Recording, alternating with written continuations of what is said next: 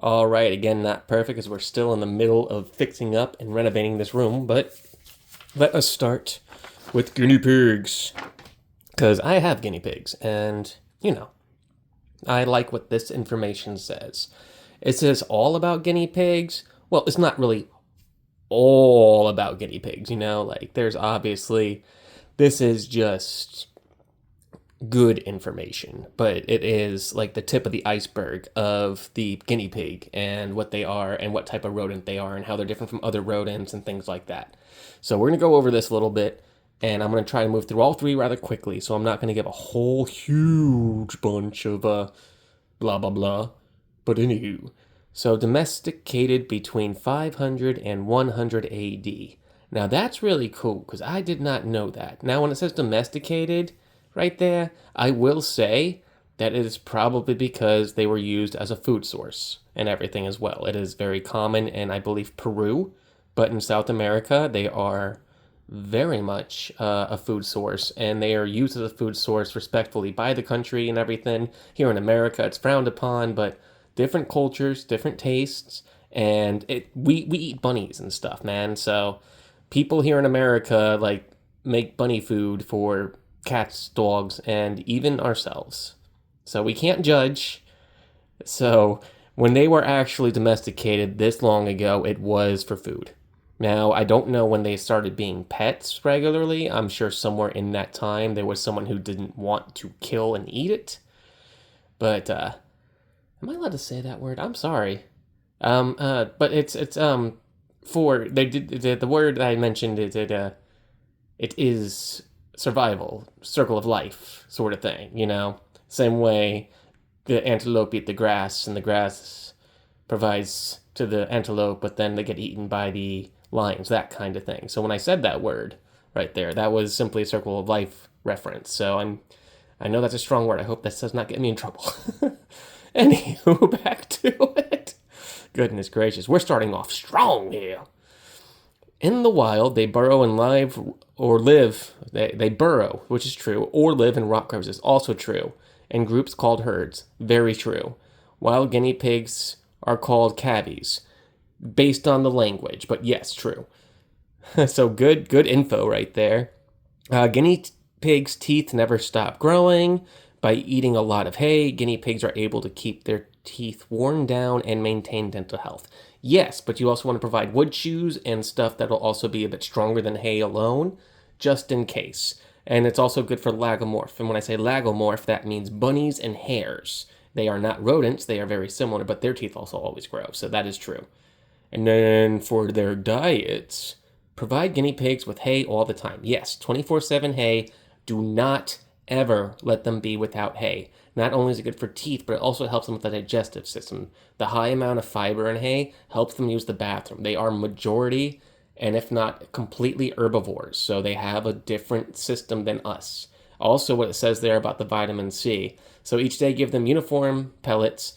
Pellets once a day, evening, morning, something like that. If they eat it through, I like giving in the morning so they eat it all the way through and whatnot.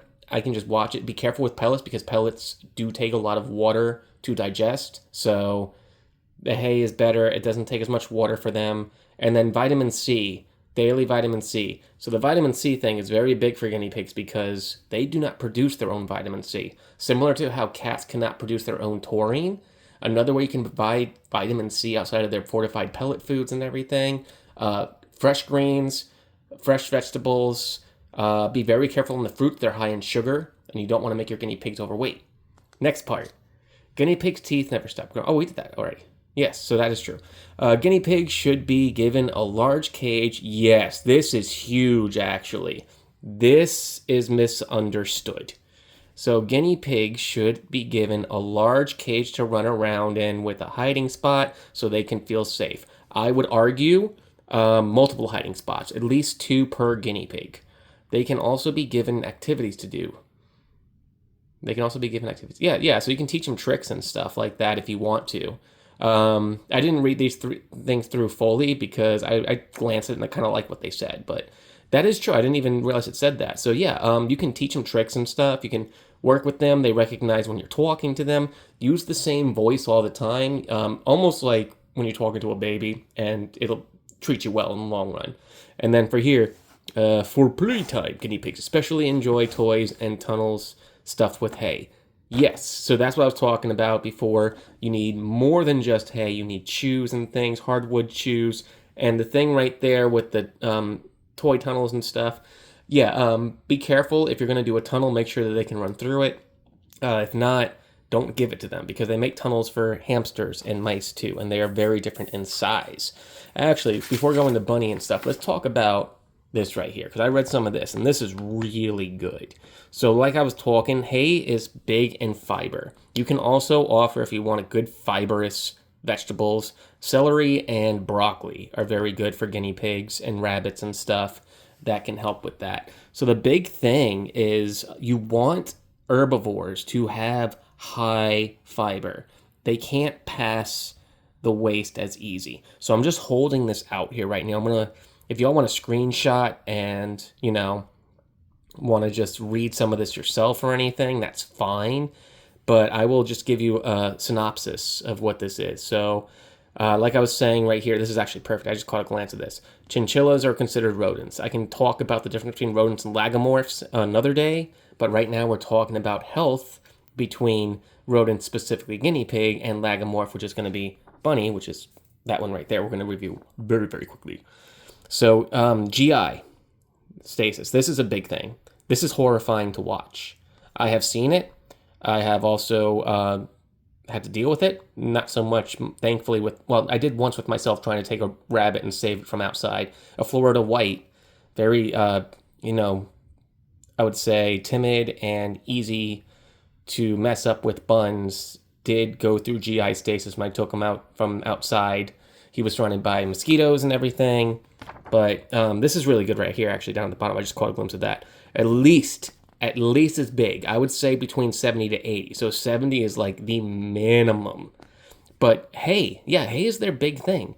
For a lot of the guinea pigs and stuff, this is not as true for mice, rats, and hamsters. This is true for gerbils, guinea pigs, rabbits, and even you know, chinchillas and stuff. Even though chinchillas are from the mountains, there's a lot of like grass and stuff in those mountains. So they eat that primarily for their diet because they're either prairie or mountain animals, these kind of creatures. And they don't really deal with the water very much. They have very thick fur, very thin skin. So they can swim, but they refer to the land because the water is not super healthy for them. They only deal with water if they absolutely have to. So hay, always, always, always, because that mimics the grass that they graze on all day, every day. Now, speaking of bunnies, checking this out right here. I'm going to go quickly through this. So this thing talks about making the color more green. So that talks about more how the hay is it and the diet and everything. Good, good, good. Pellets, just like with guinea pigs, you do want to make it like maybe closer to 10 to 15% of their diet, you know, and like the vegetables and fruits are going to be more for like that 5 to 7%, I would say. You really don't want to give them too much. Now, fresh veggies, greens, dark greens like romaine lettuce, some kale maybe, that's a little different. You can probably get away giving them a bit more, but make sure it's a full-grown bunny. You do not want to give vegetable matter to young rabbits. They want alfalfa hay, and they need goat milk or some sort of cow milk substitute when they're very young. When they get older, about, I would say 6 months, 4 to 6 months, you can start adding vegetable and stuff. But hay, and you can get away with young bunny food as well, young bunny pellets, but also make it a small amount. They can dehydrate them easily if they eat too much of it. And then, so that pretty much discusses what that is right there for that bit. Because again, we're just reviewing these sheets. I'm holding it up here while I talk, so y'all can read it. I'm not reading everything on here, but I'm catching the things I like, and I'm going to talk about it. Another thing I like right here is they talk about the limbs and stuff and all that, and that is very true. They can jump very much higher than they are able to. And then, yes, when they get all excited and they kind of do a jump and twisty spin, that's called a binky, and it's very cute. I had a bunny for about 6 years. Her name was Miss Rain, a French lop, and she would do that. I had her free roam. So she would run down the hall, run through the living room, do her jump and swivel, She's actually the banner. She passed away last year in April. Not this April, but last April. And she is so dear to my heart still. So she is on the banner if you wonder what she looked like. She was a French lop, so cute, so loving. One of the best animals I ever had. Anywho, rabbits are smart and need to be given. So yes, rabbits are actually extremely smart. When I was talking about guinea pigs learning tricks, I taught multiple tricks to my bunny. Rain knew round and round, which she'd do like little spins. She knew how to hop up, where she took her paws and like jumped up on my leg and stuff. So they are extremely smart. They are actually more like cats and dogs than what we actually realize. So they are super awesome. And yes, rabbits do have a very unique digestive system. They are lagomorphs. So they're not omnivorous. They're not like rodents. They're not like squirrels, chipmunks, everything I mentioned before. Guinea pigs are actually kind of odd, where they eat more vegetable matter than most rodents would. But with the lagomorphs and everything, they are true herbivores. And so this right here at the end, it's a little bit dirty, a little bit nasty. But if you're ever getting a bunny, they are going to eat their own poop. Why this is, let me turn this around. We don't need to look at these anymore. Let me turn this. So why that is, why they have to eat their own waste, is because their vitamin B gut, the thing that transfers. So you know how cows have two different stomachs, essentially, right? The one stomach actually transfers the vegetable matter into like a vitamin B, into like a protein sort of thing. Some animals have amazing digestive systems because isopods can make rotting wood actual nutrition somehow. Platypuses or platypi and goldfish don't have stomachs, yet they still eat and digest. So it's very amazing out there in the animal kingdom. But unfortunately with bunnies, the gut, the digestive thing, the organ that makes vitamin B out of their vegetable matter is so low in their system that they're actually passing that vitamin B before it's digested. So bunnies will eat their own waste, and you do have to let them do that. You cannot keep them from that. You have to support that. You have to say it's okay to them. And that's fine. If you look way back in my old shorts when I was starting over a year ago with this animal thing, going real hard on it, I've had people talking about my bunny, and a couple of comments like, wait, is she eating her own poop? Yes, they have to. Otherwise they die. Because vitamin B is important. Now, there is one vegetable out there that I'm familiar with off the top of my head.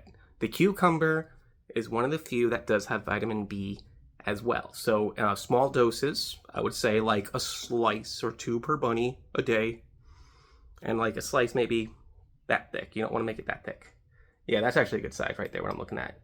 Not too thick, but enough for them to crunch on it and enjoy it. And you can even keep the skin on it. They can digest the skin, the seeds, and what they call the flesh of the fruit, the stuff that's all in between it. But it is called the flesh of the fruit. If that sounds wrong, I'm sorry.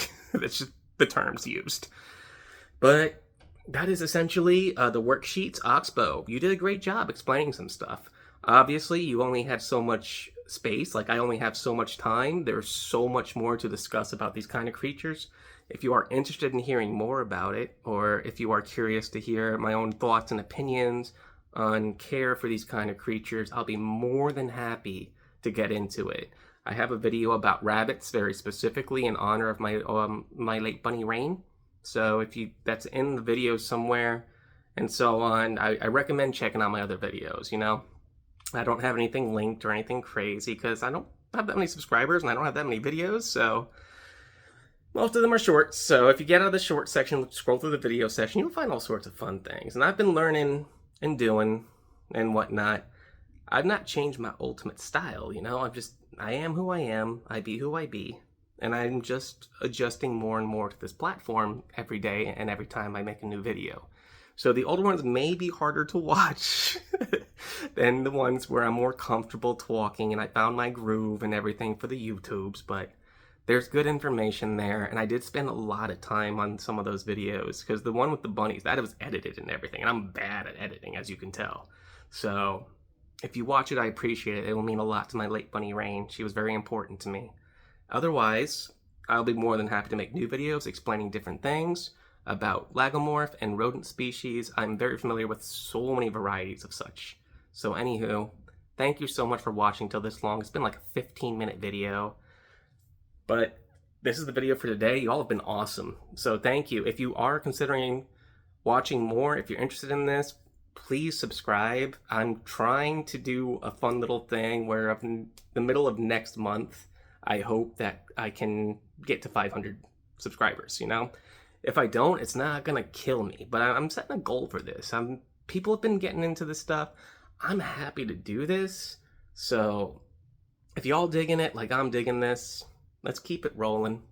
And I do hope that y'all, give some feedback or something, because I can make this channel, these videos better. Said that wrong. This channel, these videos better, knowing what you guys want. And so what you're looking for, what you want to know about. I know a lot, and it's not enough. So any feedback you guys have or any information that you have I may not mention, that you want to mention in the comments too, to educate the people out there, because my videos can only be so long.